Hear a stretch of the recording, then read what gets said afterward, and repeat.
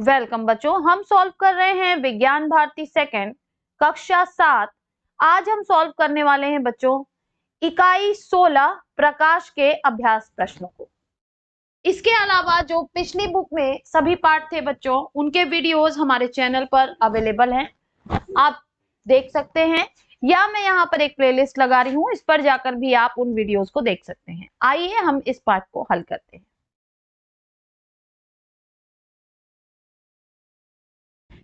पहला प्रश्न है, उत्तल दर्पण के सामने रखी वस्तु का प्रतिबिंब होता है। उत्तल दर्पण के सामने रखी वस्तु का प्रतिबिंब होता है सदैव आभासी। ठीक है बच्चों, तो हम टिक करेंगे ऑप्शन आ पे। नेक्स्ट क्वेश्चन है, एक दर्पण के सामने खड़े होने पर आपका दर्पण में प्रतिबिंब हमेशा सीधा प्रतीत होता है। दर्पण होगा, तो यदि आपको हमेशा सीधा प्रतिबिंब मिल रहा है बच्चों, तो वो कैसा दर्पण होगा? तो वो दर्पण होगा उत्तल दर्पण। ग है, दूर स्थित किसी ऊंची इमारत की संपूर्ण ऊंचाई जिस दर्पण में देखी जा सकती है वह दर्पण है। तो बच्चों वह दर्पण होगा कैसा? समतल दर्पण। समतल दर्पण में ही वस्तु के बराबर जो है ऊंचाई देखी जा सकती है। दूसरा प्रश्न है, रिक्त स्थानों की पूर्ति कीजिए। का समतल दर्पण द्वारा बना प्रतिबिंब होता है, तो कैसा होता है बच्चों? आभासी होता है।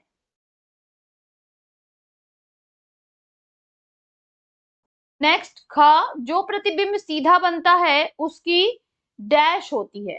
क्या होती है बच्चों? यहां पर हम लिखेंगे कि उसकी आकृति जो है वो आभासी होती है। आकृति कैसी होती है? आभासी होती है। नेक्स्ट, यदि आपतन कोण का मान 60 अंश है तो परावर्तन कोण का मान होगा, तो कितना होगा बच्चों? 60 अंश ही होगा। नेक्स्ट क्वेश्चन है बच्चों, दर्पण के ध्रुव व वक्रता केंद्र की बीच की दूरी क्या कहलाती है? तो बच्चों इसे हम कहते हैं वक्रता त्रिज्या। क्या कहते हैं? वक्रता त्रिज्या। नेक्स्ट क्वेश्चन कह रहा है, निम्नलिखित में स्तंभ क के कथनों को स्तंभ ख के कथनों से सुमेलित कीजिए। उत्तल दर्पण, तो उत्तल दर्पण में क्या होगा बच्चों? उत्तल दर्पण का प्रतिबिंब सदैव आभासी बनेगा और छोटा प्रतिबिंब बनेगा। ठीक है। नेक्स्ट है समतल दर्पण। समतल दर्पण में आभासी एवं वस्तु के बराबर प्रतिबिंब बनेगा बच्चों। नेक्स्ट है अवतल दर्पण। अवतल दर्पण में वास्तविक एवं आभासी दोनों तरह के प्रतिबिंब हमें प्राप्त होते हैं बच्चों। नेक्स्ट है दर्पण। तो दर्पण क्या होता है? दर्पण अपारदर्शी होता है बच्चों। ठीक है। और लास्ट हमारा है कांच। तो कांच कैसा होता है? पारदर्शी। फोर्थ क्वेश्चन है, निम्नलिखित कथनों में सही कथन पे सही और गलत कथन पे गलत का चिन्ह लगाइए। आपतित किरण, परावर्तित किरण और अभिलंब एक ही तल में नहीं होते हैं, तो ये गलत है बच्चों। नेक्स्ट, परावर्तन के नियम से आपतन कोण परावर्तन कोण के बराबर होता है, बिल्कुल सही है बच्चों। नेक्स्ट, परावर्तन का नियम सभी प्रकार के दर्पणों पर लागू होता है, बिल्कुल सही है बच्चों, यह सभी दर्पणों पर लागू होता है।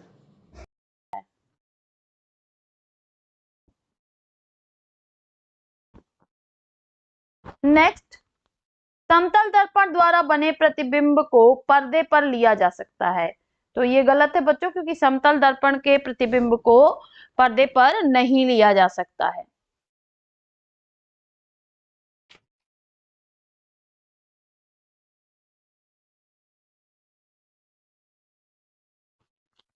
नेक्स्ट, अवतल दर्पण से कभी आभासी प्रतिबिंब नहीं बनता है।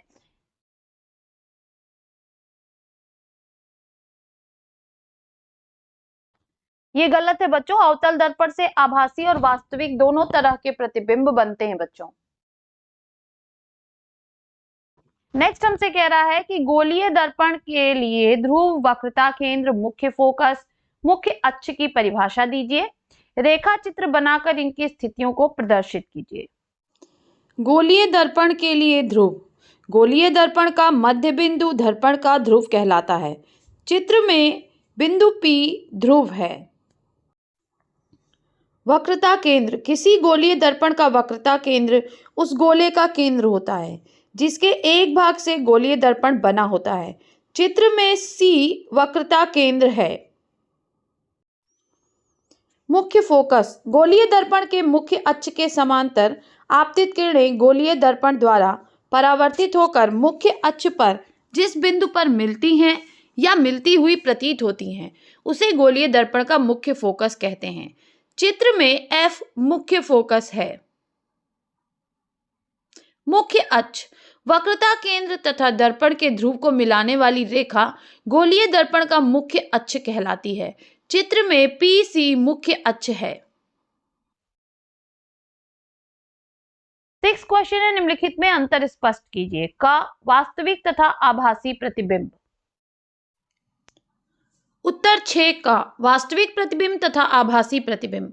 वास्तविक प्रतिबिंब जब किसी वस्तु से परावर्तित होकर आने वाली प्रकाश की किरणें वास्तव में किसी स्थान पर मिलती हैं तब वास्तविक प्रतिबिंब बनता है। वास्तविक प्रतिबिंब सदैव उल्टा बनता है और इसे पर्दे पर प्राप्त किया जा सकता है। आभासी प्रतिबिंब जब किसी वस्तु से परावर्तित होकर आने वाली प्रकाश की किरणें किसी स्थान पर वास्तव में नहीं मिलती हैं पर वह आभासी रूप से मिलती हुई प्रतीत होती हैं तब आभासी प्रतिबिंब बनता है। इसे पर्दे पर प्राप्त नहीं किया जा सकता। समतल दर्पण में बनने वाला प्रतिबिंब आभासी प्रतिबिंब होता है। ख, अवतल दर्पण तथा उत्तल दर्पण। अवतल दर्पण और उत्तल दर्पण में अंतर। आकार, अवतल दर्पण अंदर की ओर घुमावदार होता है जबकि उत्तल दर्पण बाहर की ओर घुमावदार होता है। प्रतिबिंब, अवतल दर्पण में वास्तविक व आभासी दोनों प्रतिबिंब बन सकता है जबकि उत्तल दर्पण में केवल आभासी और सीधा प्रतिबिंब बनता है। प्रयोग, अवतल दर्पण का प्रयोग टॉर्च, सौर कुकर, दूरबीन, मेकअप शीशा आदि में किया जाता है। उत्तल दर्पण का प्रयोग गाड़ियों के साइड मिरर में किया जाता है।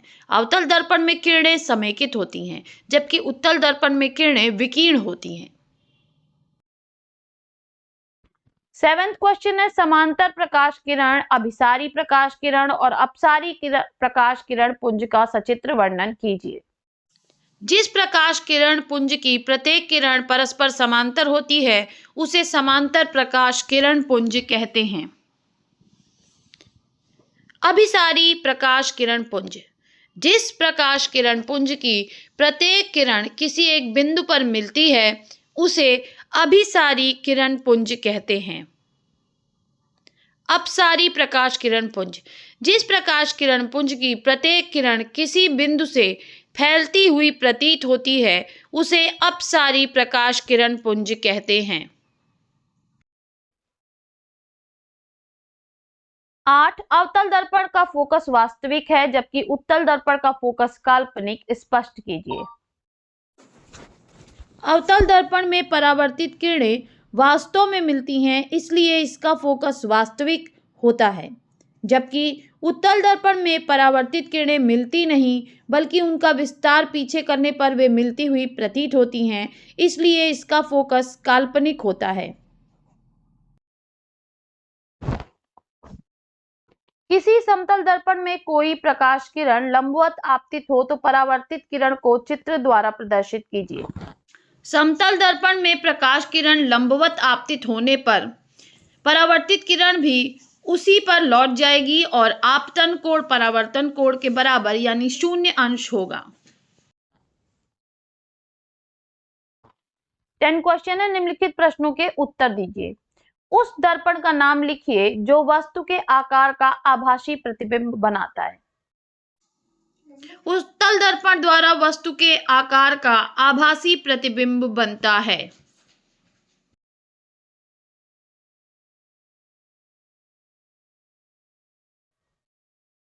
ख, उत्तल दर्पण के मुख्य फोकस की परिभाषा दीजिए। उत्तल दर्पण के मुख्य अक्ष के समांतर आपतित किरणें उत्तल दर्पण द्वारा परावर्तित होकर मुख्य अक्ष पर जिस बिंदु पर मिलती हुई प्रतीत होती हैं उसे उत्तल दर्पण का मुख्य फोकस कहते हैं। ग, स्ट्रीट लाइट में प्रयोग किए जाने वाले दर्पण का नाम लिखिए। स्ट्रीट लाइट में अवतल दर्पण का प्रयोग किया जाता है। घ, दर्पण के पृष्ठभाग पर चांदी की कलई की जाती है, क्यों? दर्पण के पीछे चांदी की परत की जाती है क्योंकि यह प्रकाश ऊर्जा का अति उत्तम परावर्तक है और यह अपने ऊपर पड़ने वाले संपूर्ण प्रकाश ऊर्जा को परावर्तित कर देता है, जिससे दर्पण में एक अच्छा प्रतिबिंब प्राप्त होता है। अंगा, उत्तल व अवतल दर्पण को गोलीय दर्पण कहते हैं, क्यों? उत्तल एवं अवतल दर्पण को गोलीय दर्पण इसलिए कहते हैं क्योंकि ये किसी गोलाकार सतह का भाग होते हैं। इनके पास वक्रता केंद्र और मुख्य फोकस होता है। अवतल दर्पण प्रकाश को अंदर समेटता है, जबकि उत्तल दर्पण प्रकाश को बाहर की तरफ फैलाता है। 11 का है बच्चों, उत्तल दर्पण के मुख्य फोकस की परिभाषा दीजिए तथा आवश्यक किरण आरेख बनाइए। उत्तल दर्पण के मुख्य अक्ष के समांतर आपतित किरणें उत्तल दर्पण द्वारा परावर्तित होकर मुख्य अक्ष पर जिस बिंदु पर मिलती हुई प्रतीत होती हैं, उसे उत्तल दर्पण का मुख्य फोकस कहते हैं। ख, परावर्तन के नियमों को लिखिए। परावर्तन के नियम। प्रथम नियम, आपतित किरण, परावर्तित किरण और अभिलंब सभी एक ही समतल में होते हैं। द्वितीय नियम, परावर्तन कोण R हमेशा आपतन कोण I के बराबर होता है, यानी कोण I बराबर कोण R। 12 का प्रश्न है बच्चों, पार्श्व परिवर्तन क्या है? समतल दर्पण से बने प्रतिबिंब का पार्श्व परिवर्तन दर्शाइए। जब आप समतल दर्पण के सामने खड़े होकर अपना दायां हाथ हिलाते हैं तो आपके प्रतिबिंब का बायां हाथ हिलता हुआ दिखाई देता है। इस घटना को पार्श्व परिवर्तन कहते हैं, जैसे कि चित्र में रेड का दिख रहा है। ख, अंग्रेजी वर्णमाला के किन अक्षरों के समतल दर्पण द्वारा बने प्रतिबिंबों में पार्श्व परिवर्तन प्रतीत नहीं होता है? अंग्रेजी वर्णमाला के 11 AHIMOTUVWXY अक्षरों के समतल दर्पण में बने प्रतिबिंब का पार्श्व परिवर्तन प्रतीत नहीं होता है। 13 क्वेश्चन है, यदि आपतन कोण का मान 30 अंश है तो परावर्तन कोण का मान ज्ञात कीजिए।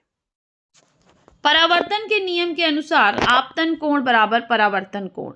चूंकि आपतन कोण 30 अंश है, इसलिए परावर्तन कोण भी 30 अंश होगा। 14 क्वेश्चन है बच्चों, यदि आपतित किरण व समतल दर्पण के बीच बनने वाला कोण 60 अंश है तो परावर्तन कोण का मान कितना होगा? आपतित किरण व समतल दर्पण के बीच बनने वाला कोण है 60 अंश, इसलिए आपतन कोण होगा 90 माइनस 60 अंश यानी 30 अंश। तो आपतन कोण बराबर परावर्तन कोण यानी 30 अंश। यहां पर परावर्तन कोण 30 अंश का होगा। प्रोजेक्ट कार्य बच्चों, अध्यापक महोदय की सहायता से एक पेरिस्कोप बनाएं। यहाँ पे बच्चों हमारा ये चैप्टर समाप्त होता है। फिर मिलेंगे नेक्स्ट वीडियो में आगे के चैप्टर्स के साथ। तब तक के लिए पढ़ते रहिए, आगे बढ़ते रहिए। बाय बाय बच्चों।